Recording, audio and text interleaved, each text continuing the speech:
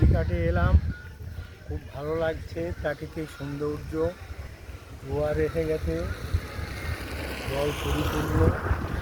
ইলিশ মাছের তোলা সব সারি সারি দাঁড়িয়ে আছে, কিন্তু এখন তো ইলিশ পাওয়া যাবে না, তাই তবু ট্রলারে একটু দেখতে এলাম। এই পরিবেশটা খুব ভালো লাগছে। রাস্তাঘাট এবং নদীর জল সবই প্রাকৃতিক সৌন্দর্য, সবই ভালো লাগছে। ওদিকে দেখতে পাচ্ছি একটা গাভী, গাভী একটা দাঁড়িয়ে আছে, ঘাস খাচ্ছে। প্রাকৃতিক সৌন্দর্য, গাভীটি ওদিকে ঘাস খাচ্ছে। তা আমরা বাবা ছেলে দুজনে এলাম, এসে এইখানে প্রাকৃতিক সৌন্দর্য উপভোগ করলাম।